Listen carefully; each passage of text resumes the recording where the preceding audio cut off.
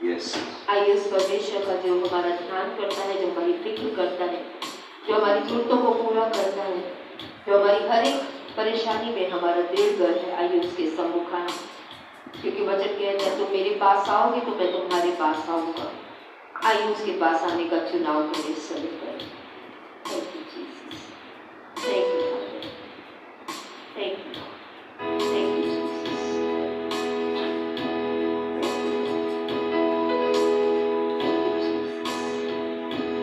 तेरी जय हो सदा सनातन तक तू राज करे, तुझसा कोई नहीं। तेरी जय हो सदा सनातन तक तू राज करे, तुझसा कोई नहीं। सिंहासन पर विराजमान, धरती का तेरे गुण गान, या तुझसा कोई नहीं। सिंहासन पर विराजमान, धरती का तेरे गुण गान, या तुझसा कोई नहीं। घुटनों पर आते हैं जय तेरी, गाते हैं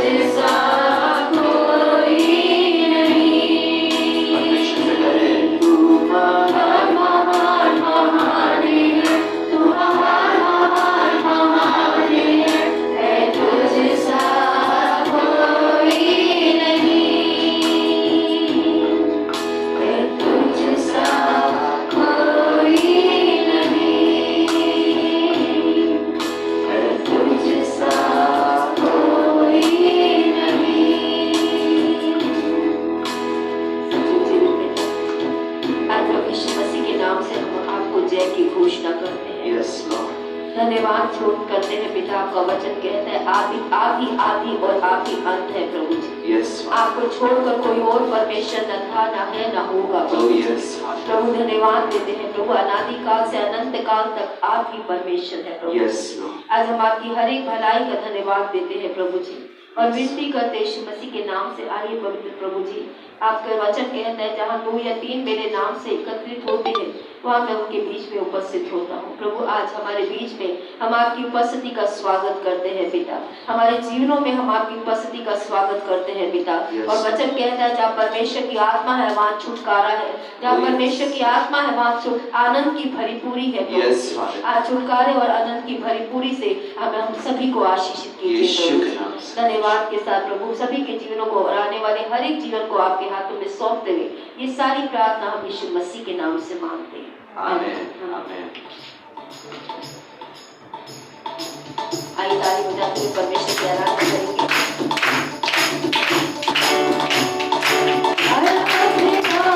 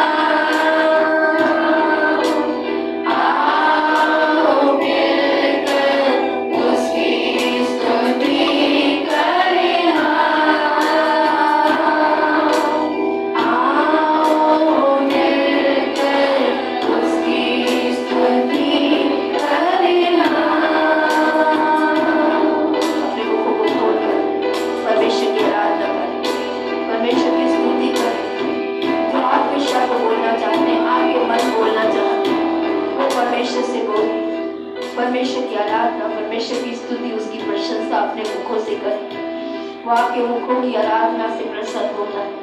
परमेश्वर का वचन कहता है इब्रानी 13 में, स्तुति रूपी बलिदान जो हमारे होठों का फल है सर्वदा उसे चढ़ाएं।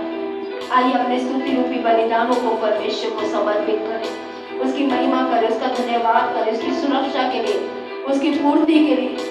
अब तक जीवितों की भूमि पे उसने हम सभी को जीवित रखा है, हमारी जरूरतों को पूरा किया है, उसकी भलाइयों के लिए उसका धन्यवाद करें इस समय पर। Thank you Jesus, thank you God, thank you Lord.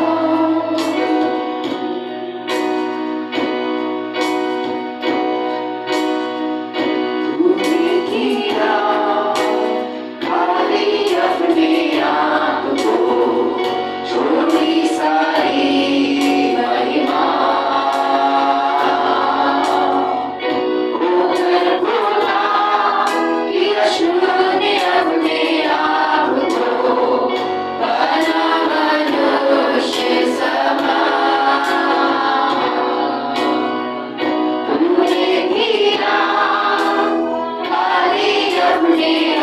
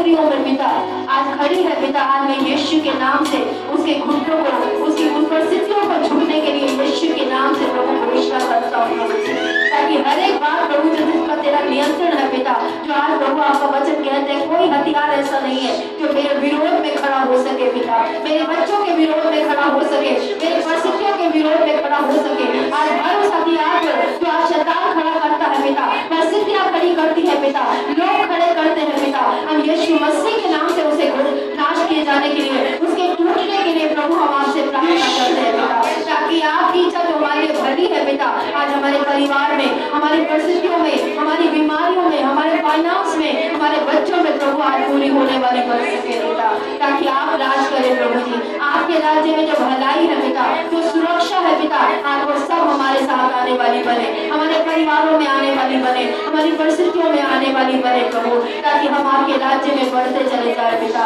आपके नाम की जय जयकार प्रभु निरंतर हमारे मुंहों से निकलने वाली बने पिता। आज हम सभी चीजों को आपके हाथों में सौंपते हैं पिता, क्योंकि आप सामर्थ्य है पिता उन बातों को संभालने में जिनमें हम कमजोर है पिता परमेश्वर। हर वो बिगड़ी हुई परिस्थिति पिता, हर एक वो खराब बात जो आज हमें अच्छी नहीं लगती पिता, हमारे दुख का, हमारी चिंताओं का, हमारे कंसर्न का कारण बनी है पिता, आज हम उसे आपके हाथों में सौंपते हैं पिता।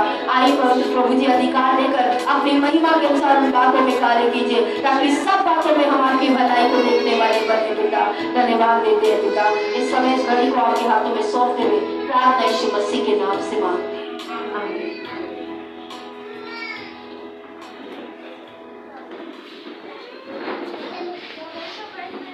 आइए इस समय अपने स्थानों पर बैठेंगे। आप में से दो बच्चे 12 साल से छोटे हैं, वो पीछे एक कमरा है, उस तरफ जाएंगे, और जो पीछे है अगर आप आगे आके बैठना चाहते हैं तो आगे आके बैठ सकते हैं।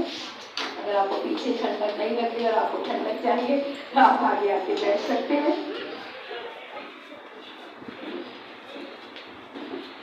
बाइबल में यीशु ने पता क्या कहा कि आगे वाले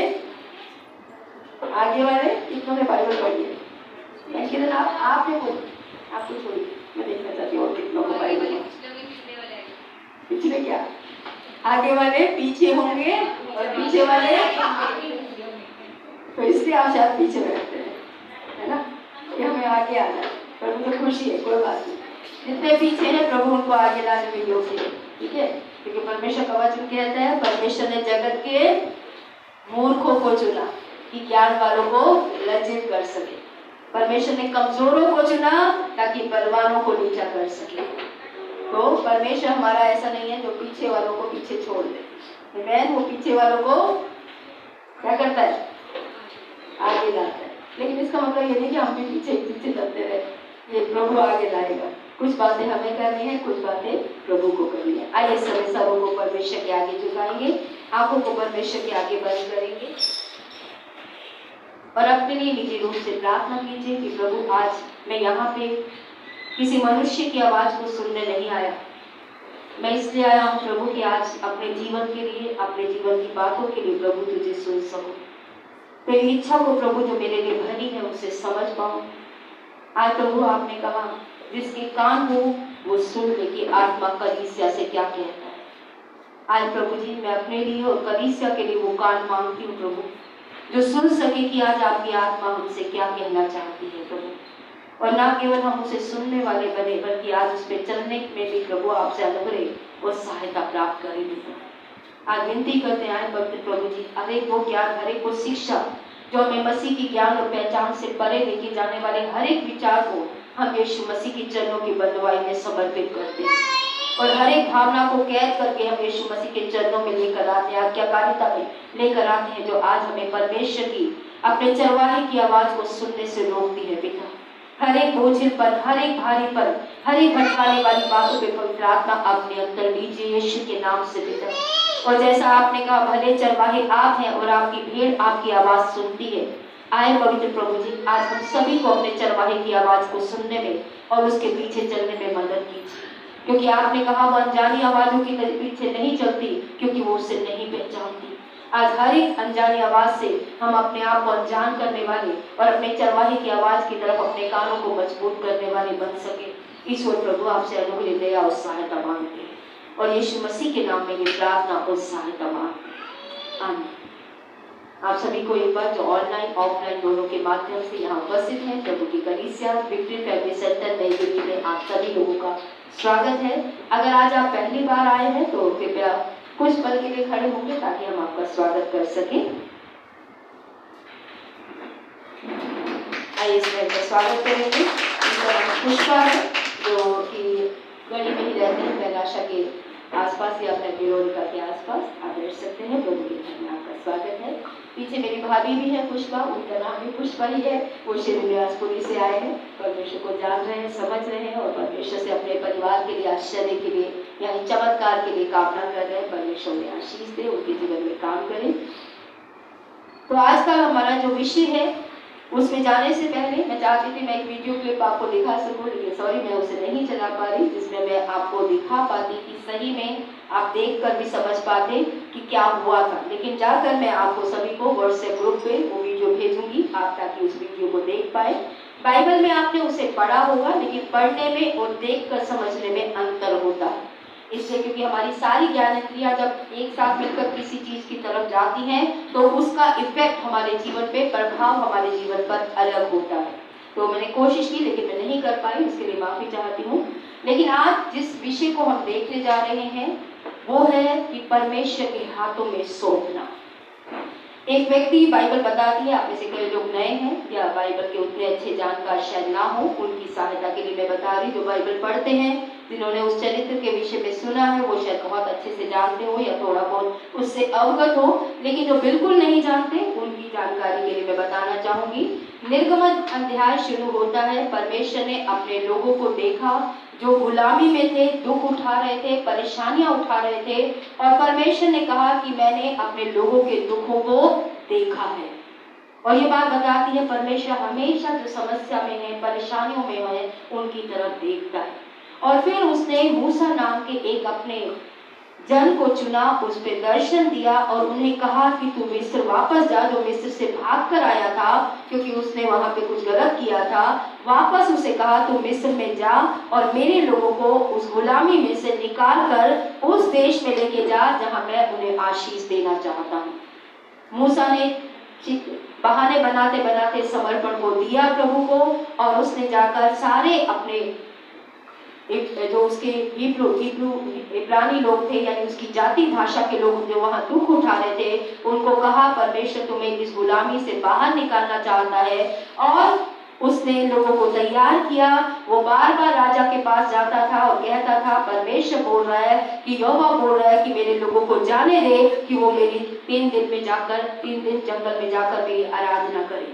लेकिन जो राजा था वो नहीं इस बात को समझ रहा था, बार बार अपने मन को सख्त करता था और बार बार परमेश्वर ने कई चमत्कार किए। 10 चमत्कार परमेश्वर ने मिस्र में रहते हुए मूसा की अगुवाई में किए, और 10वें चमत्कार के बाद में जो 10वां था वो चमत्कार तो क्या कहूँ, एक महामारी परमेश्वर ने वहां पे भेजी थी जिसमें हर एक पहलौठा जो परमेश्वर के लोगों से अलग, जो मिस्रियों के पहलौठे थे, चाहे उनके जानवरों के थे, भेड़ बकरियों के थे, चाहे उनके खुद के थे, वो सारे के सारे मार दिए गए परमेश्वर के दूत के द्वारा। और मिस्र का राजा का बेटा भी उसमें मारा गया। और तब मिस्र के राजा ने कहा मूसा को कि तुम और तुम्हारे लोग चले जाओ जहां जाना चाहते हो आराधना करने के लिए। और उस घटना को हम समझेंगे, पहले पढ़ेंगे और फिर इस बात को समझेंगे कि मूसा का चरित्र इस बात को प्रकट करता है कि मूसा इतने सारे चमत्कार और इतना बड़ा परमेश्वर के लोग, माना जाता है वहां पे 6 लाख तो सिर्फ पुरुष थे जिनको लेके मूसा मिस्र से जंगल की तरफ आया था। वो 6 लाख सिर्फ पुरुषों की गिनती थी, औरतों की और बच्चों की गिनती इसमें शामिल नहीं है। माना जाता है तकरीबन 13 या 15 लाख लोगों को लेके निकला था वो ऐसा एक अगुवा था। लेकिन इतना बड़ा चमत्कार जो मूसा कर पाया उसका आधार सिर्फ एक है कि मूसा ने परमेश्वर की अगुवाई में जीवन को जिया। वो परमेश्वर से मार्गदर्शन लेता था और परमेश्वर जो उससे कहता था वो वही बातों को करता था, और उसने पूरी तरीके से अपने आप को परमेश्वर के हाथों में सौंप दिया था। आज बहुत से लोग अपने जीवन के द्वारा बहुत से बड़े बड़े कामों को देखने की इच्छा रखते हैं। मैं भी, आप भी, जो अगुवे हैं या अगुवे नहीं भी हैं या आगे चल के अगुवे बनेंगे या अगुवाई करेंगे, लेकिन हम विक्ट्री फैमिली सेंटर मानती है परमेश्वर ने हर एक को अगुवा चुना है। इस कलीसिया का हर एक व्यक्ति अगुवा है, अगुवा बन सकता है, क्योंकि परमेश्वर ने आपको इस पृथ्वी से अगुवाई देने का फैसला लिया है। आप कहीं ना कहीं अपने जगह पे अगुवे हैं, एक माँ के रूप में एक परिवार पे अगुवे हैं, एक पिता के रूप में भी एक परिवार पे अगुवे हैं। अगर आपके नीचे कुछ लोग काम करते हैं तो आप उन पे अगुवे हैं। अगर आप एक ट्यूशन टीचर हैं तो आप ट्यूशन टीचर के रूप में जिन्हें पढ़ाते हैं स्कूल में या ट्यूशन सेंटर में, वहाँ पे आप अगुवे हैं। जहाँ पे भी आपके रखे गए हैं, वहाँ जितने लोगों को आप निर्देश देते हैं, जितने लोगों से आप अपना काम करवाते हैं, उन सभी पे आप अगुवे करके रखे गए हैं। लेकिन एक है संसारिक अगुवापन और एक है आत्मिक अगुवापन, यानी परमेश्वर की इच्छा में अगुवापन होना, और एक है संसार के तरीके से अगुवा बनना या लीडर बनके या हुक्म चलाने वाला बनकर। लेकिन मूसा जो था, जिसने इतने सारे चमत्कार किए, उसका आधार, उसका मुख्य बात थी कि उसने अपने जीवन को जब वो लौटा परमेश्वर की तरफ, पूरी तरीके से परमेश्वर के हाथों में सौंप दिया। अगर मैं और आप अपने जीवन में बड़ी बड़ी बातों को देखने की इच्छा रखते हैं, तो ये बहुत जरूरी हो जाता है कि वो विश्वासी जो बड़ी बातें देखना चाहता है, वो अपनी चीजों को, अपने परिवार को, अपनी परिस्थितियों को अपने हाथ में नहीं रखता, बल्कि खुद को भी और अपनी परिस्थितियों को भी परमेश्वर के हाथ में सौंप देता है। और वो कहता है, यहाँ पे मैंने लिखा है कि एक लेसन है जो हम यहाँ से सीखेंगे कि किस तरीके से मैं और आप भी अपने जीवन में बड़ी बड़ी बातों को प्राप्त कर सकते हैं। इसका मतलब क्या है परमेश्वर के हाथों में सौंपना? इसका मतलब है पूरी तरीके से परमेश्वर पे भरोसा करना, अपने जीवन के लिए, अपनी परिस्थितियों के लिए परमेश्वर को समर्पण देना और पूरी तरीके से उस पर भरोसा करने वाला स्वभाव का मतलब है कि परमेश्वर, मैं अपना जीवन आज आपको सौंपता हूँ और साथ में मैं अपनी नहीं, आपकी इच्छा को पूरा करूंगा। हर पल जब हम सभी के जीवन में फैसला करने का समय आता है, हम सभी के पास दो चुनाव होते हैं, एक मेरी इच्छा या परमेश्वर की इच्छा। आप सभी सुबह उठे मैं मानती हूँ, कभी यहाँ पे आपने उस समय फैसला लिया मैं उठूं या ना उठूं। सबसे पहला नींद से उठने का फैसला आप सभी ने लिया। उसके बाद आपने फैसला लिया मैं नहाऊं या ना नहाऊं। कई लोग बिना नहाए भी आते हैं। तीसरा फैसला, मैं ये कपड़े पहनूं या वो कपड़े पहनूं। कई फैसले लेने के बाद आप और मैं एक जगह पर पहुंचते, अपने कपड़े, अपने हेयर स्टाइल, अपने शूज, क्या पहनूं क्या ना पहनूं, कितने बजे निकलूं कितने बजे ना निकलूं, इस रास्ते से आऊं या उस रास्ते से आऊं, बस बदल बदल कर आऊं या एक ही बस पकड़ूं। बहुत से फैसले आप और मैं लेते। लेकिन सभी फैसलों में मैं ये नहीं कहूंगी कि आप वचन को ढूंढें, लेकिन जीवन के महत्वपूर्ण फैसलों में आपको परमेश्वर की इच्छा के अनुसार अपने आप को लाना होता है। परमेश्वर की इच्छा में लाए बिना कोई भी व्यक्ति परमेश्वर से चमत्कार प्राप्त नहीं कर सकता। मुझसे अगर आपको कुछ चाहिए तो मुझ तक आना तो पड़ेगा, आश्रम तक जहाँ मैं रहती हूँ। अगर आपको मुझसे चाहिए, मैं अगर कलीसिया में हूँ, तो इसी रास्ते को आपको पकड़ना होगा। हम परमेश्वर से चाहते हैं, लेकिन हम अपने जीवन को परमेश्वर के हाथों में अगर नहीं सौंपेंगे तो हम बड़ी बातों को नहीं देख पाएंगे। तो आज का विषय है into the hand of God, परमेश्वर के हाथों में अपने आप को देना। और यहाँ पे भजनकार कहता है, हे मेरे मन यहोवा को धन्य कह और उसके किसी भी उपकार को मत भूल। भजन संहिता 103 का 2 वचन मैं आपके बीच में पढ़ रही हूँ। कई फायदे होते हैं जब आप परमेश्वर के हाथों में अपने आप को सौंपते हैं और उस पर भरोसा करते हैं। जब आप और मैं परमेश्वर के हाथों में अपने आप को पूरी तरीके से सौंपेंगे तो आपके जीवन में डर का कोई स्थान नहीं होगा, क्योंकि आपको पता है मैंने अपने आप को परमेश्वर के हाथों में सौंपा। आपके जीवन से हर तरह का शक, या संदेह हटेगा अगर आप परमेश्वर के हाथों में पूरी तरीके से अपने जीवन को सौंपेंगे। आप हर तरह की चिंता में भी आपको मदद मिलेगी, क्योंकि आपको पता है जिसके हाथों में मैंने अपना जीवन सौंपा है, अपनी परिस्थितियां सौंपी है, वो उसको संभालने में योग्य परमेश्वर है। परमेश्वर की इच्छा के अनुसार आप अपने जीवन को जी पाएंगे, क्योंकि आपने उसको सौंपा है अपना जीवन। साथ ही साथ आपकी प्राथमिकताएं, मेरी प्राथमिकताएं सही होंगी और हम यीशु मसीह जो चाहता है उन बातों को कर पाएंगे। लेकिन अब हम एक घटना में जाएंगे जो कि निर्गमन 14 अध्याय में हम पढ़ेंगे। 1 से लेकर हम उसका 28 पद है। मुख्य वचन 10 से 28 है, लेकिन मैं पूरा इसलिए पढ़ना चाहती हूँ ताकि आपको पूरी घटना मालूम हो कि वहां पे हो क्या रहा था, और उसके बाद हम कहानी के आधार पर आगे बढ़ेंगे। निर्गमन 14 अध्याय 1 से लेकर अभी हम 12 तक से पढ़ते हैं और फिर हम धीरे धीरे आगे बढ़ेंगे। निर्गमन 14 अध्याय 1 वचन। यहोवा ने मूसा से कहा, इस्राएलियों को आज्ञा दे कि वे लौटकर मिग्दोल और समुद्र के बीच पिहाही होरोत के सम्मुख बालसपोन के सामने अपने डेरे खड़े करें। उसी के सामने समुद्र के तट पर डेरे खड़े करें। ये सारी आज्ञाएं मूसा नाम के लीडर को परमेश्वर दे रहा था कि इस्राएलियों को कहाँ जाके डेरे डालने हैं, कहाँ जाकर इकट्ठा होना है। वो सारी आज्ञा मूसा को परमेश्वर ने दी। तब फिरौन इस्राएलियों के विषय में सोचेगा, वे देश की उलझनों में फंसे हैं और जंगल में घिर गए हैं। तब मैं फिरौन के मन को कठोर कर दूंगा और वह उनका पीछा करेगा। तब फिरौन और उसकी सारी सेना के द्वारा मेरी महिमा होगी।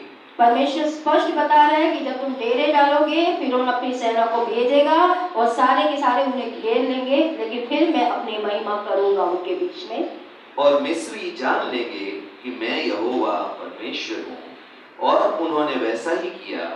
जब मिस्र के राजा को यह समाचार मिला कि वे लोग भाग गए, तब फिरौन और उसके कर्मचारियों का मन उनके विरुद्ध पलट गया और वे कहने लगे, हमने यह क्या किया कि इस्राएलियों को अपनी दासत्व से छुटकारा देकर जाने दिया।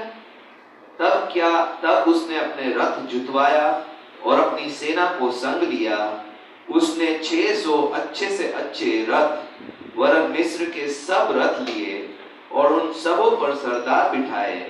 और यहोवा ने मिस्र के राजा फिरौन के मन को कठोर कर दिया, इसलिए उसने इस्राएलियों का पीछा किया, परंतु इस्राएली बेखटके निकले चले जाते थे। पर फिरौन के सब घोड़ों और रथों और सवारों समेत मिस्री सेना उसका पीछा करके उनके पास, जो पिहाही रोत के पास बालसपोन के सामने समुद्र के तट पर डेरे डाले पड़े थे, जा पहुंची। जब फिरौन निकट आया, तब इस्राएलियों ने आंखें उठाकर क्या देखा कि मिस्री हमारा पीछा किए चले आ रहे हैं। और इस्राएली अत्यंत डर गए और चिल्लाकर यहोवा की दुहाई दी। और वे मूसा से कहने लगे, क्या मिस्र में कब्रें ना थी जो तू हमको वहां से मरने के लिए जंगल में ले आया है?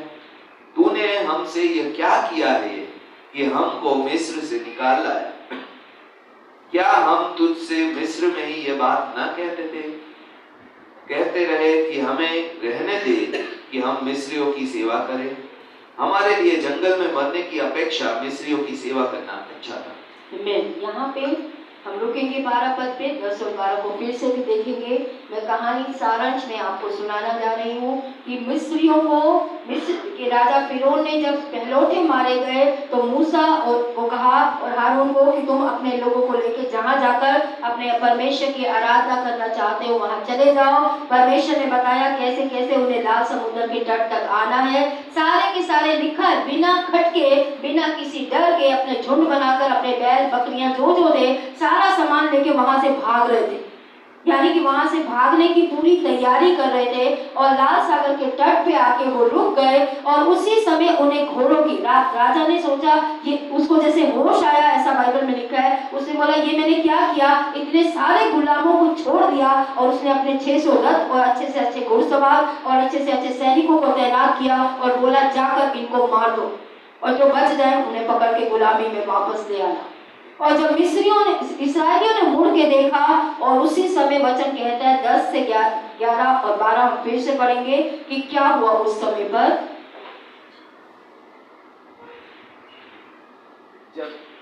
जब फिरौन निकट आया यानी कि उनके काफी करीब आ गया, तब इजरायलियों ने आंखें उठाकर क्या देखा, तब इस्राएलियों ने मुड़कर उनकी तरफ, मैंने वीडियो दिखाना चाहती थी जिसमें वो लोग मुड़ के देख रहे हैं कि पूरी सेना उनको पकड़ने के लिए आ रही है, कि मिस्री हमारा पीछा किए चले आ रहे हैं, मिस्र की सेना के लोग हमारा पीछे करते चले जा रहे हैं। और इजरायली अत्यंत डर गए, और इस्राएली परमेश्वर के लोग जब उन्होंने ये देखा तो बहुत ज्यादा डर गए और डर कर उन्होंने क्या किया, चिल्लाकर यहोवा की दुहाई, चिल्लाने लगे, परमेश्वर की दुहाई देने लगे, परमेश्वर को बोलने लगे और वे मूसा से कहने लगे, और मूसा जो उनका अगुआ था, परमेश्वर का अगुआ था, उससे कहने लगे, क्या मिस्र में कब्रें ना थी, क्या हमारे मरकर वहाँ हम दफनाए जाते, वहाँ पे हमारे लिए मरने की जगह नहीं थी क्या, जो तुम हमको वहां से मरने के लिए जंगल में ले आया, जंगल में ले आया कि अब यहाँ पे हम मर जाएं, वहीं पे रहते रहते मर जाते, वहाँ पे कब्र मिल जाती, लेकिन तू तो हमें यहाँ मरने के लिए जंगल में ले आया जहाँ तो हमें दफनाने के लिए भी कुछ ना मिलेगा। शायद तूने हमसे ये क्या किया है, तूने हमसे ये क्या किया है मूसा, हमको मिस्र से निकाल ले आया, क्यों तो हमें गुलामी में से यहाँ तक लेकर आया, क्या हम तुझसे मिस्र में ही नहीं बातें कर रहे कि हमें रहने दे, क्या जब मुसीबतें आई, परेशानियां आई वहाँ पे तेरे कहने पर कि तू हमें छुड़ाना चाहता है, क्योंकि राजा फिरौन ने उनकी समस्याओं को बढ़ा दिया था, उसने कहा क्या हमने तुझसे नहीं कहा था यहीं रहने दे, जैसे तैसे जीवन कट रहा है, चलो मुसीबतों के साथ है, जैसे तैसे अच्छा बुरा जैसे हम काट रहे हैं वैसे हमें काटने दे जीवन को, हमने नहीं कहा था तुझसे कि हम मिस्रियों की सेवा करें, कि हम उसी मिस्रियों की गुलाम रहकर ही पाप की ही सेवा करते चले जाएं, हमारे लिए जंगल में मरने की अपेक्षा मिस्रियों की सेवा करना अच्छा, यहाँ पे इस समय फिरौन की सेना आएगी, हमें मार देगी, इससे अच्छा हम वही गुलाम बनकर रह जाते। और यहाँ पे एक डरने के समय का सामना पूरा इस्राएल के 6 लाख पुरुष, बाकी स्त्रियां, बच्चे, उनकी गिनती नहीं है, जीव जंतुओं की गिनती नहीं है, इतने सारे लोग सारे के सारे मूसा के विरोध में, परमेश्वर के विरोध में गुड़गुड़ाने लगे, बड़बड़ाने लगे, क्योंकि वो डर गए थे। डर की मूवमेंट यानी डरावनी समस्या आने पे हम सभी के सभी का स्वभाव इसी तरीके से होता है। जब आज्ञा पालन करने पे, प्रभु को अपनाने पर, प्रभु को जानने के बाद समस्याएं हमें घेरती है, परमेश्वर हमें पाप की गुलामी से स्वतंत्र करके आगे ले जाना चाहता है, लेकिन जब आप और मैं पाप की गुलामी से बाहर कदम बढ़ाते हैं, परमेश्वर की योजना की तरफ आगे बढ़ते हैं, तब कई बातों का डर आपके और मेरे अंदर आता है। और वहां पे वो डर गए और वो सब कुछ भूल गए उस डर में, वो भूल गए परमेश्वर ने कितने बड़े बड़े चमत्कार करके हमें यहाँ तक लेकर आया है। डर की सबसे बड़ी विशेषता यही होती है कि वो आपको बीते गए समय में परमेश्वर ने आपके लिए क्या किया है वो सब भुला देता है। नई समस्या के ऊपर, नई बीमारी के ऊपर, नई पैसे की दिक्कत की तरफ, नई नौकरी की समस्या के ऊपर, नए समस्याओं को लेकर चाहे वो किसी रूप में भी आती हैं, बाहर से या परिवार के अंदर से, हमारी आंखें उन नई समस्याओं की तरफ इतनी लग जाती है और इन नई समस्याओं से हम इतने डर जाते हैं कि परमेश्वर ने हमारे जीवन में पीछे क्या किया, कैसी कैसी बातों से निकाल कर परमेश्वर मुझे और आपको यहाँ तक लेकर आया है, हम सब भूल जाते हैं। कितने बार लोग कहेंगे हाँ हम सब भूल जाते हैं। इसलिए दाऊद कहता है हे मेरे मन यहोवा को धन्य कह, उसके किसी उपकार को मत बोल। हम भूल जाते हैं परमेश्वर ने हमारे साथ क्या क्या भलाइयां की है। इसे पौलुस भी कहता है कि हे प्रियो अपने बुलाए जाने के दिन के विषय में सोचो। जब मैं और आपने यीशु को ग्रहण किया उस समय के बारे में सोचिए और तब से अब तक परमेश्वर के साथ जो आपने यात्रा को शुरू किया है उन सारी भलाइयों को याद कीजिए। और यहाँ पे वो सारी बातें भूल गए, नई समस्याओं की ओर देखने लगे। आगे लाल सागर था, पीछे फिरौन की सेना थी, बीच में ये मंडली थी पूरी की पूरी। 13 या 14 लाख लोग मान के चलिए। आपको नजारा याद करना हो तो आप याद कर लीजिए अपने न्यूज चैनल, जब हमारे देश में कोरोना का हाहाकार मचा और सारे के सारे अपने सारे बोर या बिस्तर उठाकर अपने अपने देश की तरफ, अपने अपने गांव की तरफ बढ़े। कितनों ने टीवी पे देखा था? पारले जी सबसे ज्यादा तभी बिका, बेचारा गिर रहा था। पारले जी का बिजनेस बहुत डाउन था, लेकिन जैसे ही कोविड आया सारों ने पारले जी खरीद लिए सफर में खाने के लिए, उसका बिजनेस फिर से चल पड़ा। भीड़ की भीड़ हमने आनंद विहार बस स्टॉप पे देखी, भीड़ की भीड़ हमने रेलवे स्टेशनों पे देखी, उसी तरीके का नजारा था। और उस समय सबसे पहली बात जो हुई, वो बहुत डर गए। उनकी आंखें समस्याओं पे लग गई, बजाय कि समस्या से छुड़ाने वाले की तरफ लगती। वो याद करते कि परमेश्वर ने क्या क्या करके हमें यहाँ तक लाके रखा है। और दूसरी बात जो हम देखते हैं कि जब वो बहुत ज्यादा डर गए तो, और उनका कम जो फेस था उनका लाल सागर की तरफ, जिस तरफ उन्हें आगे बढ़ना था, पहले पीठ थी मिस्रियों के प्रति, अब पीठ थी लाल सागर के प्रति, और आंखें थी किसकी तरफ? फिरौन की सेना की तरफ। परमेश्वर क्या करेगा उस तरफ आंखें ना लगाकर समस्या क्या करेगी, हमारी आंखें उस तरफ ज्यादा लगती है। और हम पहले से कैलकुलेट कर लेते हैं, ये हो जाएगा, ये हो जाएगा, वो हो जाएगा, इस तरीके से होगा, वो तरीका होगा, मेरा चर्च जाना रुक जाएगा, मेरा ये हो जाएगा, मेरे बच्चों की फीस नहीं भरी जाएगी, मेरे घर का किराया नहीं भरा जाएगा, मैं अस्पताल में रहूंगी, ये हो जाएगा, वो हो जाएगा। न जाने कितनी बातें हमारा ये मन बुन लेता है, बजाय कि हम अपने आप को परमेश्वर के हाथों में सौंप कर उसकी बातों की तरफ देखें। बाइबल इसलिए बार बार कहती है, मैं अपने आप को हमेशा याद दिलाती हूँ, बाइबल में लिखा है अपने विश्वास के कर्ता और सिद्ध करने वाले यीशु को ताको। बाइबल कभी नहीं कहती अपनी समस्या को ताको, लोगों के अविश्वास को ताको, लोगों के रिस्पॉन्स को ताको। वो विश्वासियों से कहता है, अगर आपको देखना है तो अपने विश्वास के कर्ता और सिद्ध करने, उस विश्वास को सिद्धता तक ले जाने वाले यीशु की तरफ देखते रहो। अगर यीशु समस्या को देखता तो क्रूस पे नहीं चढ़ता। आप और मैं समस्या को देखेंगे तो कभी परमेश्वर के हाथों में अपने जीवन को नहीं सौंप पाएंगे। इसलिए ये बहुत जरूरी है। दूसरी बात जो वहां पे हुई, वो ताने मारने लगे। किसको ताने मारे? मूसा कौन था? अगुआ, पास्टर, लीडर बेचारा बड़े तानों का शिकार बनता है। जो भी लीडर बनता है उसको ताने तो सुनने ही पड़ते, कई तरीके के ताने। वो सारे के सारे जो बड़बड़ाते थे, कुड़कुड़ाते थे। सोचिए 13 लाख लोगों में 6 लाख लोग भी जो थे वो मूसा को ताने मार रहे थे। कितना मुश्किल होता है अगुवाई करना, जब आपके ही लोग, जिन्हें आप अंधकार से ज्योति की तरफ लेकर आ रहे हैं, शैतान की योजना से निकालकर परमेश्वर की योजना की तरफ लेकर आ रहे हैं, और वो आपको ताने मार रहे हैं, आपको दोषी ठहरा रहे हैं अपनी समस्या के बीच में। उसने तानों का सामना भी किया। और कई बार आप और मैं जब डर जाते हैं, परेशान हो जाते हैं, तो ईमानदारी से कहें तो हम लोगों के प्रति और यहाँ तक प्रभु के प्रति भी ताने मारने वाले बन जाते हैं। ये परमेश्वर, तूने ये हमारे साथ क्या किया, कैसे होने दिया, क्यों होने दिया। लोग परमेश्वर को भी उल्टा सीधा बोलने लगते हैं जब वो समस्याओं के बीच में आते हैं। और ऐसा नहीं है कि मैं और आप, हम सभी करते हैं, कुछ मन में, कुछ व्यवहार से, कुछ कामों से। हमारे प्रकट करने के तरीके फर्क है, लेकिन हम सभी कभी ना कहीं अपने जीवन की समस्याओं में परमेश्वर को भी ऐसी ऐसी बातें बोलते हैं जो परमेश्वर सुनकर अपने मन में कई बार दुखी होता है कि मैंने क्या सोचकर इसके साथ भलाई की है और ये क्या मेरे बारे में सोचता है। और इस बात को समझने के लिए आप अपने बच्चों के साथ अपना अनुभव देख सकते हैं। एक बच्चे अपने माँ बाप के मन को समझने में बहुत कमजोर होते हैं। वो अपने माँ बाप के मन को कभी समझ ही नहीं पाते। इसलिए उन्हें कई एक स्टेज आती है जहाँ बच्चों को अपने माँ बाप दुश्मन लगने लगते हैं। और हर बच्चे के जीवन में ये समय आता है अगर आपके नहीं आया तो आएगा। परमेश्वर लाता है ऐसा समय, और आप भी अनुभव करते हैं कि हमने जिन्हें पाल पोस के इस हद तक बड़ा किया, आज उनकी नजर में हम माँ बाप का और दुश्मन ज्यादा है।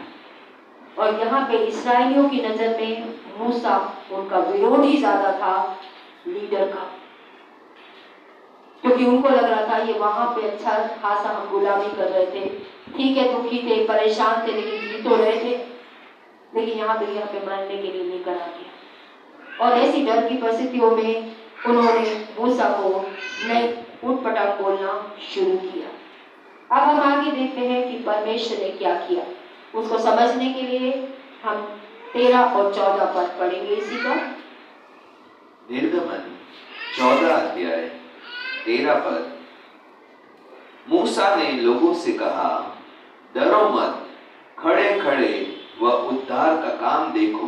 ऐसे चिल्लाने वाले, ऐसे दोष लगाने वाले, ऐसे ताने मारने वाले लोगों के प्रति आप मूसा का रवैया देखिए। उसने लोगों को कहा, डरो मत, शांत रहो, खड़े खड़े व उद्धार का काम देखो जो यहोवा आज तुम्हारे लिए करेगा। खड़े खड़े यहीं पे खड़े होकर, इसी डर की जगह पे खड़े होकर तो परमेश्वर का छुटकारा देखोगे। जो मैं नहीं करूंगा परमेश्वर तुम्हारे लिए करेगा।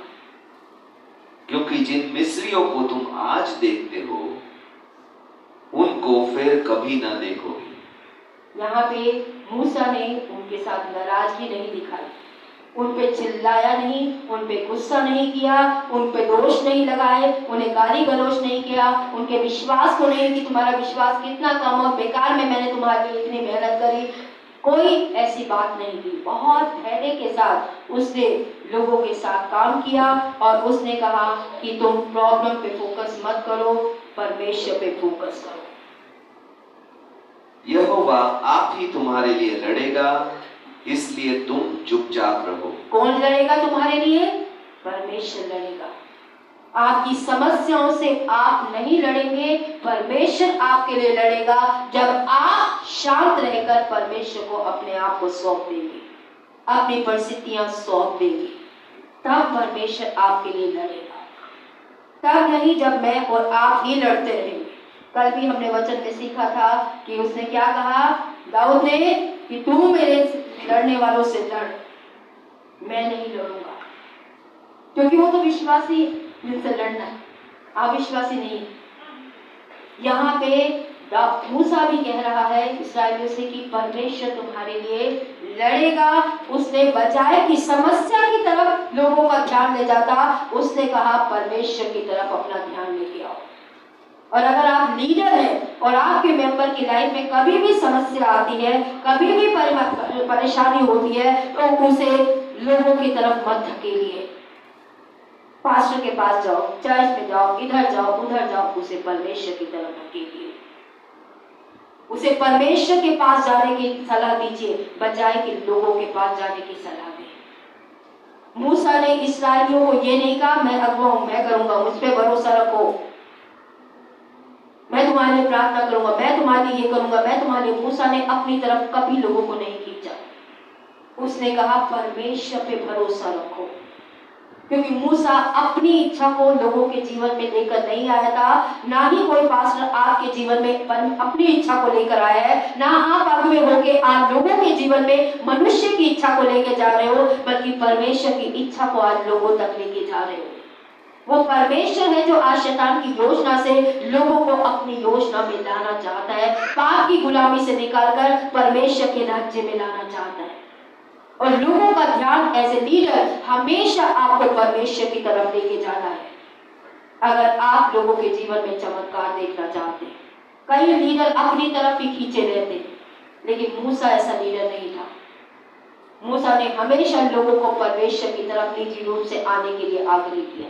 या मूसा ने इस बात को किया। एक गॉडली लीडर यही करता है, जब भी लोग अपसेट होते हैं, असंतुष्ट होते हैं, समस्या से घिरे हुए होते हैं, एक आत्मिक अगुवा हमेशा परमेश्वर उन्हें छुड़ाएगा इस बात का आह्वान देता है, इस बात का आश्वासन देता है। याद रखिए, मनुष्य मुझे और आपको नहीं छुड़ा सकता। मुझे नहीं पता मैं किसके घर में गई, उसने कहा कि आपकी दया है। मैंने बोला नहीं, मुझे खुद उसकी दया चाहिए। मेरी कोई दया नहीं है, उस परमेश्वर की दया है। जिसमें मैं खड़ी हूँ वही परमेश्वर आपको दया देगा।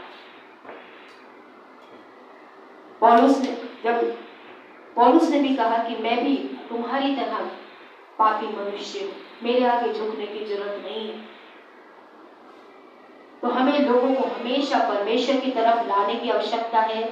जब हम आगे की ओर बढ़ेंगे और इस बात को समझेंगे कि जब फिरौन जो था वो लोगों को नहीं जाने दे रहा था और बदमाई में ही रखना चाहता था, और निर्गमन 8 से लेके 13 पद में हमने कई चमत्कार परमेश्वर के देखे। जब वो मिस्र में ही इस्राएली लोग रह रहे थे, परमेश्वर ने लाल समुद्र को, नील नदी के जल को लहू बना दिया, ये इस्राएलियों ने देखे थे। परमेश्वर ने मेंढक भेजे, टिड्डियां भेजी, अंधेरा कर दिया, बहुत से चमत्कार हुए, लेकिन फिर भी परमेश्वर के लोग जो थे वो चमत्कारों को भूल गए थे। फिरौन के हृदय को परमेश्वर ने इतना सख्त किया कि उसने इस्राएलियों को नहीं जाने देने के लिए हमेशा काम किया। याद रखिए, शैतान आसानी से आपको और मुझे अपनी योजना में से जाने नहीं देता, अगर आप और मैं ऐसा सोचते हैं। साथ ही साथ में हम इस बात को भी समझें कि जब भी फिरौन के आगे समस्या आती, वो मूसा को बुलाता और कहता ये समस्या हटा दे, मैं जाने दूंगा। पहले उसने कहा कि थोड़ी दूर मत जाना, फिर उसने कहा पुरुष चले जाए, फिर उसने कहा ये चले जाए, ये ना जाए।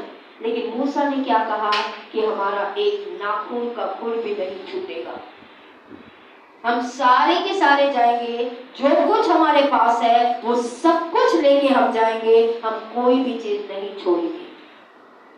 और यहाँ पे हम समझते हैं कि मूसा ने लोगों को समझौता करना नहीं सिखाया।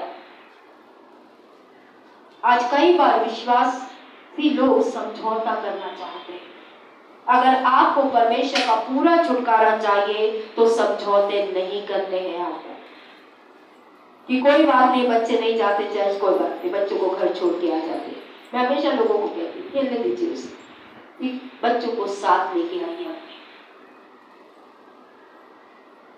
तो याद रखिए, समझौता करने से आप और मैं बड़े चमत्कारों की कामना नहीं कर पाएंगे।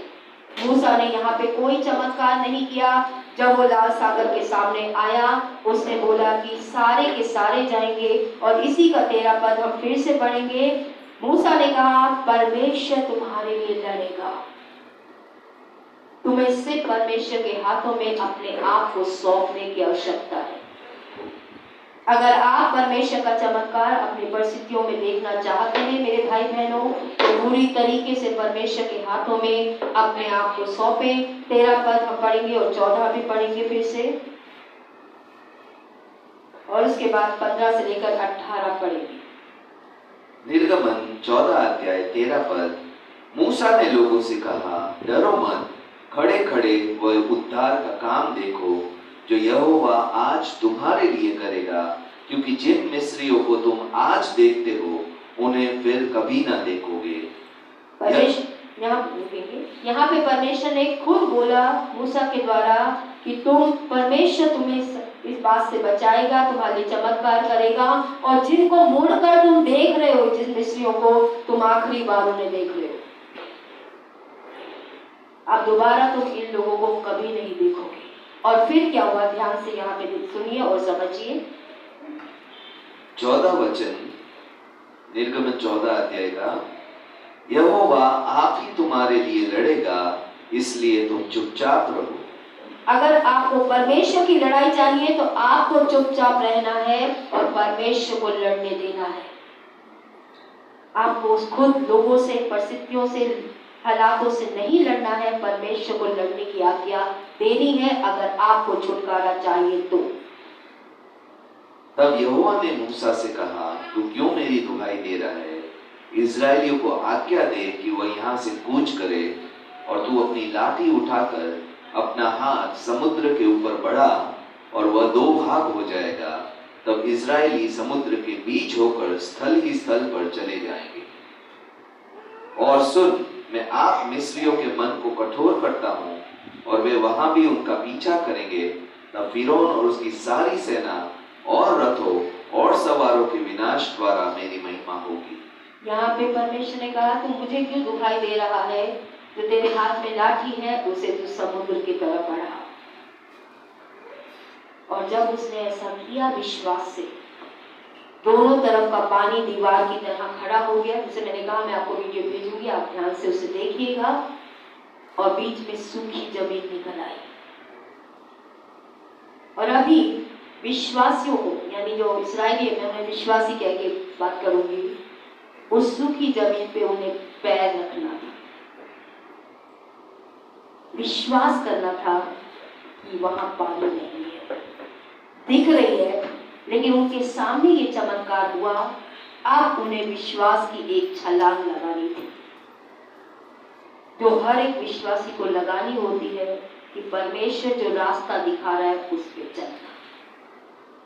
परमेश्वर का वचन जो रास्ता दिखा रहा है उस पे पैर रखना। ये एक विश्वास की छलांग थी, या विश्वास का कदम था जो मिस्रियों को से बचने के लिए और आगे बढ़ने के लिए इस्राएलियों को उठाना था। और अगर इस्राएली ये कहते कि नहीं नहीं हम नहीं जाएंगे, हम नहीं जाएंगे, हमें नहीं पता, ये सिर्फ दिख रही है, हो सकता ना हो, हम डूब जाएंगे। बहुत से लोग आज्ञा पालन का कदम नहीं उड़ाते क्योंकि वो परमेश्वर पे भरोसा नहीं करते।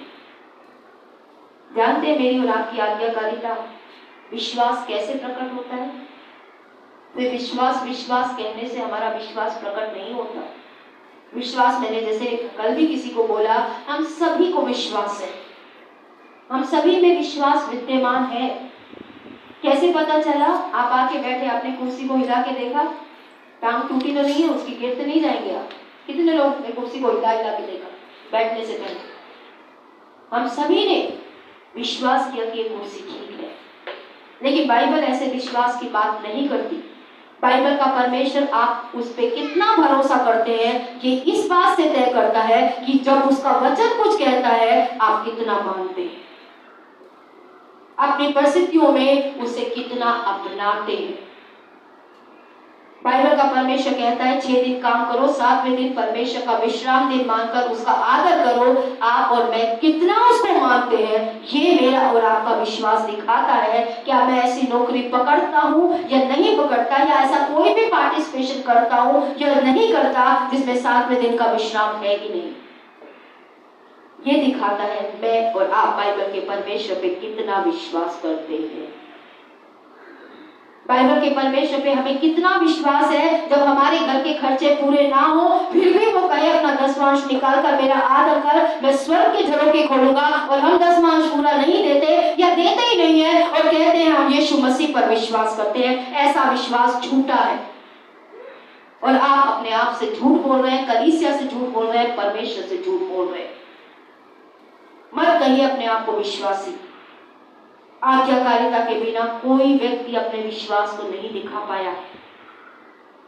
परमेश्वर का इस्राएल में परमेश्वर अब्राहम को विश्वास का पिता क्यों कहता है? जब परमेश्वर ने उसे कहा अपना देश छोड़, वो वहीं बैठा रहा। विश्वास है तू ही सच्चा परमेश्वर है, लेकिन अपना देश नहीं छोड़ूंगा। परमेश्वर ने कहा अपना कुटुंब छोड़, अपने रिश्तेदार छोड़, उसने छोड़ा। उसके कर्मों से उसने अपना विश्वास दिखाया और विश्वास का पिता आज तक कहलाता है। और मैं और आप कहें हम यीशु पर विश्वास करते हैं, हम यीशु पर, लेकिन उसकी किसी बात का पालन नहीं करते, हम झूठे हैं। विश्वास का एक मखौटा मैं और आप ओढ़े हुए हैं, जिससे आप खुद को बेवकूफ बनाते हैं, कलीसिया को बेवकूफ बनाते हैं और सोचते हैं मैं परमेश्वर को भी बेवकूफ बना लूंगा। बाइबल बोलती है परमेश्वर के साथ मजाक नहीं कर सकते, मनुष्य परमेश्वर के साथ ठट्टा नहीं कर सकता। मनुष्य जो बोएगा वही मनुष्य काटेगा। आज्ञाएं तोड़कर आशीष की कामना करना अपने आप को मूर्ख बनाना है।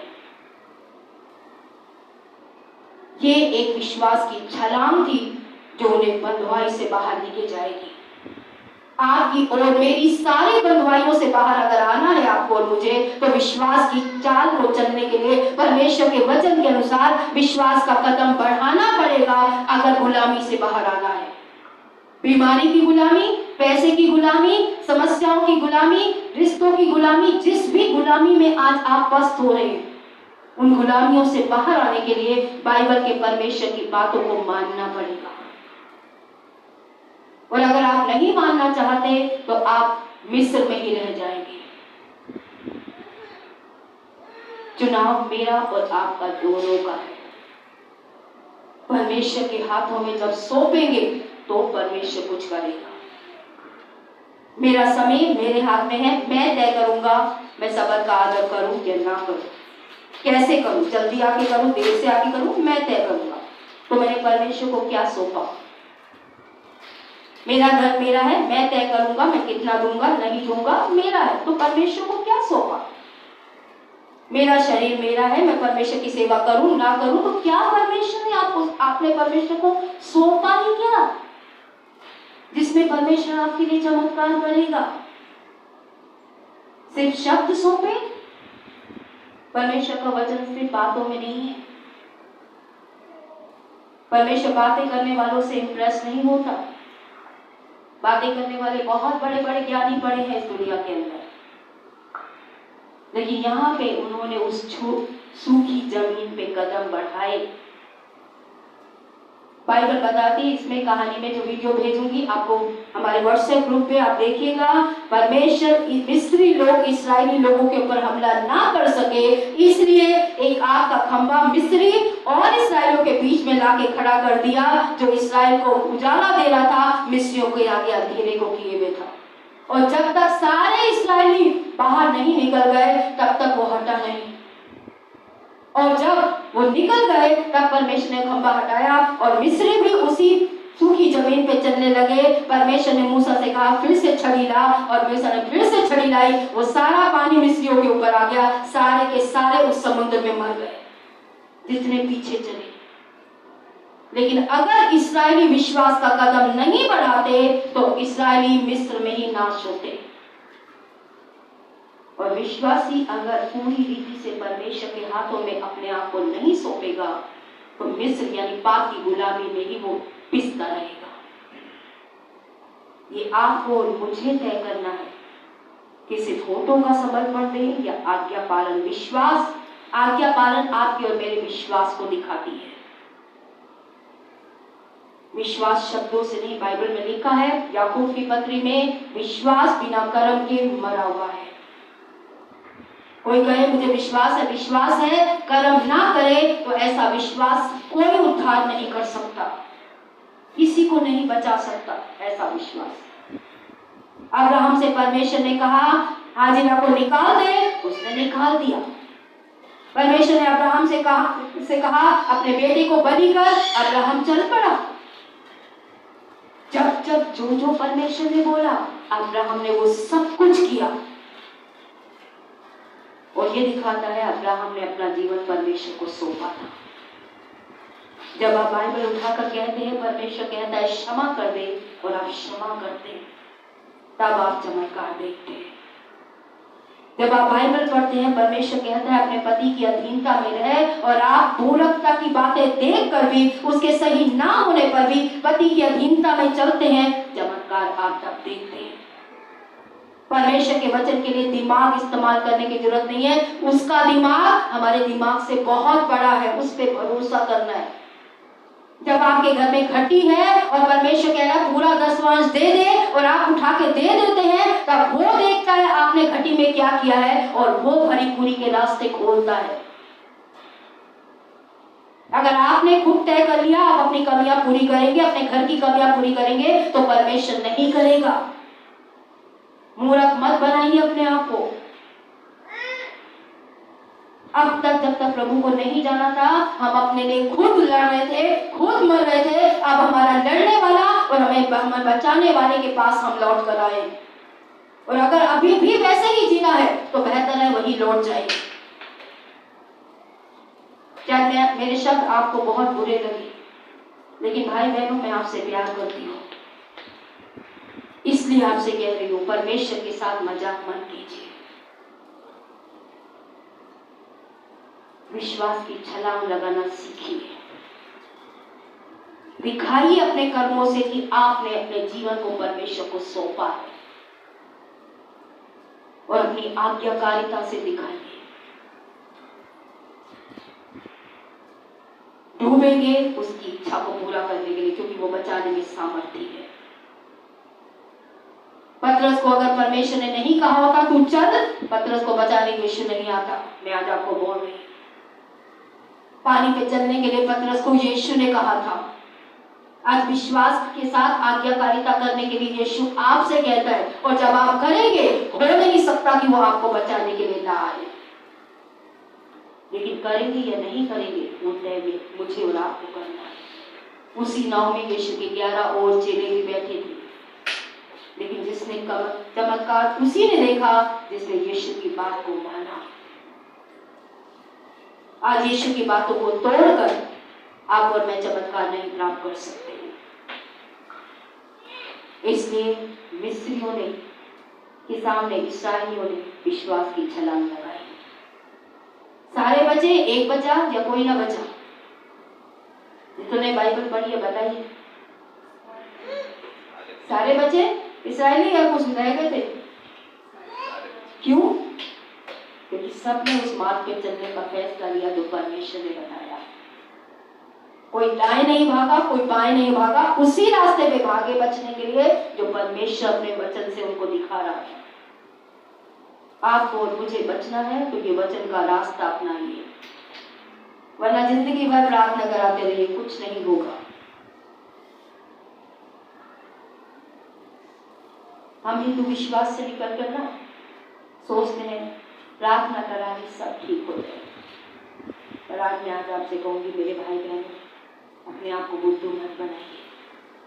अनाज्ञाकारिता पे कोई आशीष परमेश्वर नहीं देता। मनमानी करने वालों को परमेश्वर कोई आशीष नहीं देता। अपने तरीके से अपने जीवन को चलाने वालों को परमेश्वर कोई आशीष नहीं देता। परमेश्वर सिर्फ उसको आशीष देता है जो उसके हाथों में अपने आप को सौंप देता है कि जो कुछ करूंगा, जो तू कहता है वो करूंगा। नाच तो वैसे भी हो, कम से कम मन में इस बात का आश्वासन तो होगा, तेरी सुन के मरा, तेरी इच्छा पूरी करके मरा है, संसार की इच्छा नहीं। और मुझे पता है जब परमेश्वर ने 3 लोगों को, जो डैनियल के 3 साथी थे, उन्होंने कहा कि अगर हमारा परमेश्वर ना भी बचाए तो भी हम वो नहीं करेंगे जो राजा बोल रहा है। हमें पता है हमारा परमेश्वर बचाएगा क्योंकि हम उसके लिए खड़े हो रहे हैं। और अगर वो ना भी बचाए तो भी हम वो नहीं करेंगे जो पाप कह रहा है, जिससे हमें लगे हम बच जाएंगे। आज लोगों को लगता है अनाज्ञाकारिता करके हम बच जाएंगे, पर आज मैं आपको कहूंगी आप कभी नहीं बचेंगे। अनाज्ञाकारिता वो बीज है जिसे आप अपनी मर्जी से बोते हैं, लेकिन उसके नतीजे आप नहीं तय करते। चॉइस आपके हाथ में है, नतीजे आपके हाथ में नहीं है। इसलिए मैं चाहूंगी, परमेश्वर चाहता है कि परमेश्वर के हाथों में अपने आप को सौंप दें। विश्वास की छलांग लगाना सीखे, उद्धार छुटकारा आपको अवश्य मिलेगा। क्योंकि परमेश्वर की आंखें शरीर पे नहीं है, मेरे और आपके शब्दों पे नहीं है, मेरे और आपके समर्पणों पे है कि मैंने और आपने कहां अपना समर्पण दे रखा है, और उसी पे परमेश्वर हाँ और ना कहता है। वो आपसे बहुत प्यार करता है, इसलिए उसने आपको बचाने के लिए, मुझे बचाने के लिए क्रूस पे अपना जीवन दिया। अगर वो आपको नहीं बचाना चाहता, आपसे प्रेम नहीं करता, तो अपने आप को बलिदान नहीं करता। लेकिन चुनाव मेरा और आपका है कि क्या हम उसके बलिदान को याद रखे, उसके प्रेम को याद रखे, अपने मन को उसकी इच्छा के अनुसार लाएं और अपने जीवन को अपने विश्वास के कर्ता और सिद्ध करने वाले को सौंपें या ना सौंपें। आइए अपनी आंखों को बंद करेंगे, अपने सरों को परमेश्वर के आगे झुकाएंगे और देखें अपने जीवनों को कि क्या परमेश्वर के हाथों में आपने अपने आप को सौंपा है। इस्राएलियों ने सौंपा, मूसा ने पूरी रीति से सौंपा, मूसा की अगुवाई में इस्राएलियों ने सौंपा, या आपने सौंपा है? और अगर आपने नहीं सौंपा तो आप चमत्कार की कामना नहीं कर सकते, क्योंकि जो कुछ उसके हाथों में नहीं है वो शैतान के हाथों में है। दोनों में से एक चुनाव हर एक को करना होता है। आप यहां तक आए हैं क्योंकि परमेश्वर ने आपको यहां तक ला के रखा है। परमेश्वर आज भी आपसे प्यार करता है। उड़ाऊ पुत्र की तरह वो इंतजार करता है कि कब आप उसकी पश्चाताप करके सही मायने में उसकी इच्छा के अनुसार चलने के लिए आएंगे। आइए अपने आंखों को बंद करेंगे, पासबीटों के साथ प्रार्थना में पढ़ेंगे।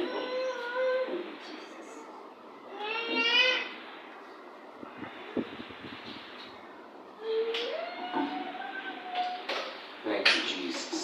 Thank you, Lord. Thank you, Father God. Thank you, Jesus. Thank you, Lord. आइए इस समय पवित्र आत्मा को आमंत्रण दे। परमेश्वर आज मेरे मन को जांच, आज मेरे जीवन को जांच परमेश्वर। Holy Spirit, come and search my heart, search my life.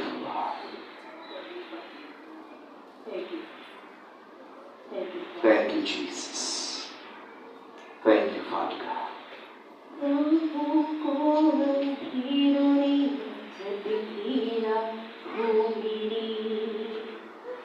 प्रभु मुझको लीचरी, मुझे डर ही नहीं है। फिरौन की सेना जब मेरे पीछे हो पड़ी, है बचाता यीशु मुझको डर ही नहीं है। राहों को अंधेरों ने जब घेरा हो मेरे, प्रभु मुझको ले चले, मुझे डर ही नहीं है। फिरौन की सेना जब मेरे पीछे हो पड़ी, है बचाता यीशु मुझको डर ही नहीं है। आराधना यीशु तुझे, सारी आराधना यीशु तुझे, आराधना यीशु तुझे,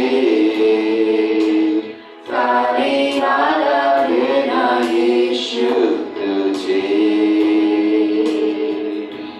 तू कहते मैं करूँगा, तेरी राहों पर मैं चलूँगा, तेरे चरणों में ही रहूँगा, मेरे प्यारे यीशु।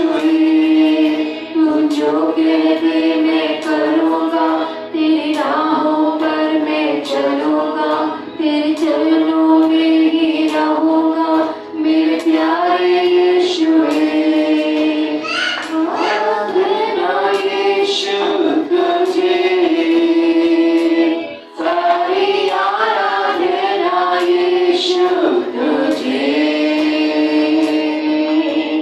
आराधना यीशु तुझे, सारी आराधना यीशु तुझे। अद्भुत तेरे पैर जो लहरों पर चले, आगे चलते हैं मेरे, मुझे चिंता नहीं है। फिरौन की सेना जब मेरे पीछे हो पड़ी, है बचाता यीशु मुझको डर ही नहीं है। अद्भुत तेरे पैर जो लहरों पर चले, आगे चलते हैं मेरे, मुझे चिंता नहीं है। दादा आंधियों को जिन वचनों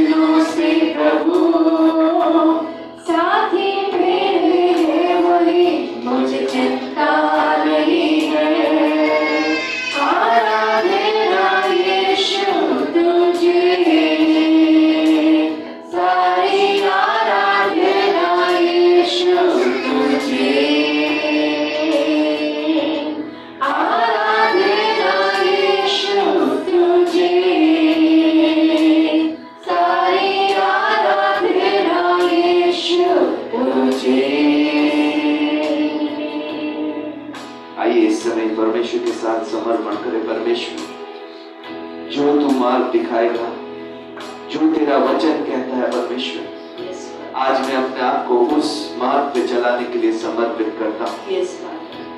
आज जितने ये समर्पण करना चाहते हैं वो इस समय परमेश्वर की उपस्थिति में खड़े होकर अपने हाथों को परमेश्वर की ओर उठा के प्रार्थना करें कि परमेश्वर मुझे इस जीवन के क्षेत्र में सहायता करे परमेश्वर, कि मैं आपकी आज्ञाकारिता में चलने वाला बन सकूं प्रभु। आज परमेश्वर से कहे परमेश्वर आज मुझे प्रभु उस विश्वास की छलांग लगाने में, उस विश्वास के मार्ग पर चलने में प्रभु सहायता करे, उस आज्ञाकारिता के मार्ग पे चलने में सहायता करे जिस पर तू चाहता है मैं चलूं परमेश्वर। आज प्रभु तू ही मुझे प्रभु आज उस समंदर के बीच में से ले चलेगा परमेश्वर। आज प्रभु धन्यवाद करते हुए आज मैं तेरे पीछे चलना चाहता हूँ, तेरी आज्ञाओं पे चलना चाहता हूँ। आइए अपने आप को परमेश्वर के सामने समर्पण करते हुए आज हम परमेश्वर को अपने जीवन को सौंपने वाले बन सके और परमेश्वर से कहे परमेश्वर मेरी सहायता कर परमेश्वर, परमेश्वर मुझे उस मार्ग पर चलने की अगुवाई कर परमेश्वर। मेरे प्यारे यीशुए तू जो कहते मैं करूँगा, तेरी राहों पर मैं चलूँगा, तेरे चरणों में ही रहूँगा। मेरे प्यारे यीशुए आराधना यीशु तुझे, सारी आराधना यीशु तुझे, आराधना यीशु तुझे, सारी आराधना यीशु तुझे।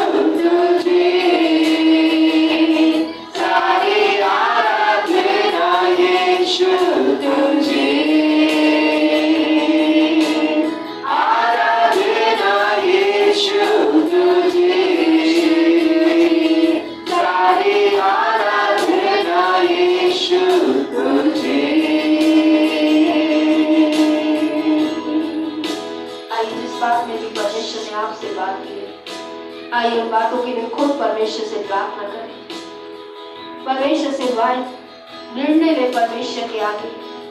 आप जानते हैं कि आज आप फिरौन के पीछे जैसे इस्राएली डरे हुए थे, क्योंकि वो फिरौन की सेना को देख रहे थे, वो अपनी मृत्यु को देख रहे थे, वो सोच रहे थे कि आज हम खत्म हो जाएंगे।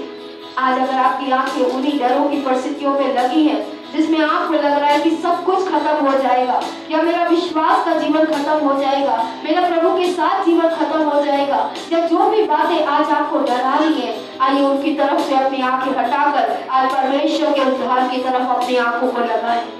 परमेश्वर ने कहा कि तुम इससे मत डरो। मूसा से कहा, इस्राएलियों से कहे लोगों से मत डरे, बल्कि शांत रहकर परमेश्वर के उद्धार को देखें और परमेश्वर के बताए हुए मार्गों पर वो चले।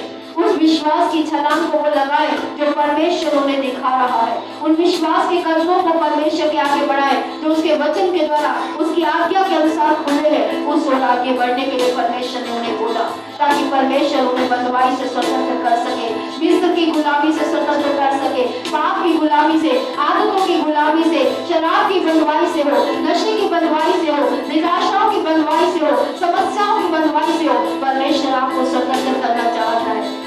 आपको शांत रहकर अपने जीवन को परमेश्वर को सौंपना है, अपनी परिस्थितियों को परमेश्वर के हाथों में देना है, ताकि वो आपके लिए सीधा मार्ग निकाले, वो आपको वो मार्ग दिखाए जिससे आप बच पाएंगे, जिससे निकलकर आप छुटकारे का अनुभव लेंगे, जिससे निकलकर आप भरीपूरी का अनुभव लेंगे, जिससे निकलकर आप चंगाई का अनुभव लेंगे, जिससे निकलकर आपका परिवार आशीष पाएगा, आपका घराना आशीष पाएगा, आपकी नौकरी आशीष पाएगी, जिससे आपका बिजनेस आशीष पाएगा।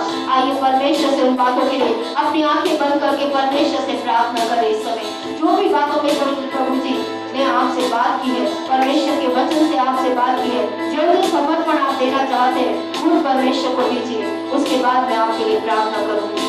Thank you Jesus.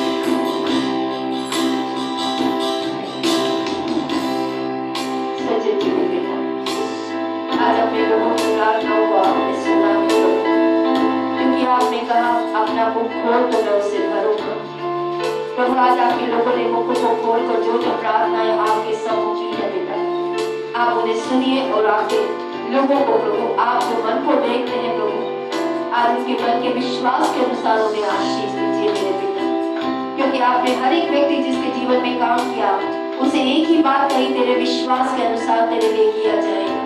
प्रभु आज आपकी कलीसिया ने जिन बातों के लिए आपने विश्वास किया है पिता, उस विश्वास के अनुसार आज उनके जीवन में, उनके परिवारों में, उनके फाइनेंस में, आज उनके बच्चों में पिता, आज उनकी समस्याओं में, उनकी बीमारियों में, उनकी नौकरियों के संघर्ष में, बिजनेस संघर्ष में, हेल्थ संघर्ष में पिता आप आशीष का हाथ बढ़ाकर उन्हें आशीषित कीजिए पिता।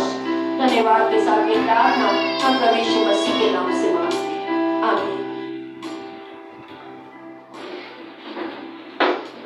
आइए सुनिए एक बार फिर से विक्ट्री फैमिली सेंटर नई दिल्ली कलीसिया में आप सभी लोगों का स्वागत है, खासतौर पे जो ऑनलाइन के माध्यम से जुड़े हैं आप सभी का परमेश्वर की कलीसिया में स्वागत है। इसी तरीके से हर इतवार को प्रभु की कलीसिया से जुड़ते रहे और वचन के द्वारा अपने जीवन को परमेश्वर में बढ़ाते रहे। आमीन। परमेश्वर आपको आशीष दे।